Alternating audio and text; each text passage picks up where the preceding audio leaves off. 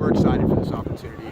This is a team right now that's excited to get down and play in Nashville, 11 a.m. The challenges that you face obviously is, everybody this time of year is banged up. Next man up will be certainly in place this week, and I feel like the guys that are going to be the next man up, which I won't divulge at this point, are going to be ready to play based off the practice that we've had this week. And the other challenge is it's an early morning game. We're going to stay here in Bowling Green, bus down. So that's going to be a 6:30 a.m. wake-up call, and I feel like we had a good plan for our players.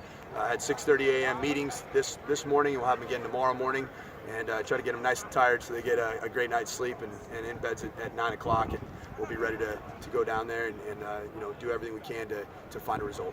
One of your five-man goals coming as head coach was to be a Power team each year.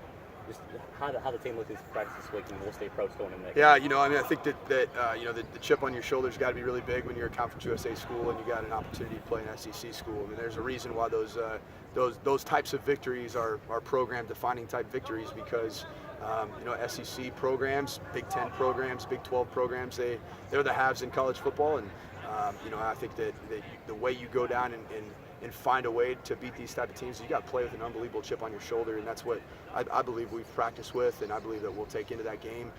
Now, beyond that, we got to be able to execute. We got to be able to tackle their running backs. We got to be able to cover, because their quarterback's playing at the highest level of his career, and Kyle Shermer's a guy that can really make you. He can hurt you.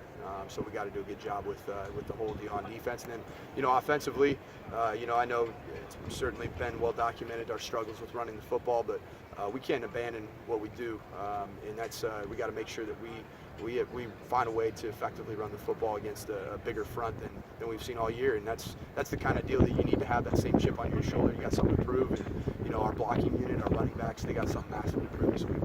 Could that be a blessing almost in disguise, the injuries? You got some guys step up and say, hey, what better way to do it than at Vanderbilt? No doubt, and that's really the challenge to the team right now is these are the kind of games that you talk about to your kids, your grandkids for years to come, because you weren't necessarily recruited by an SEC school, so this is that chance to go down and do something. And so some of these guys are going to be playing for the first time. Some of these guys are going to be playing on a big stage in a big city against a big team. And that's a challenge. I don't think anybody's going to bat an eye, and that's what we got to go. We got to go take care of business. This is your first 11 a.m. kickoff of the year. What kind of things have you guys done to get them adjusted to that, get them ready? Yeah, the biggest thing that we've done is typically our position meetings are in the afternoon, 2:30 or 2:45, depending on our class schedule and availability.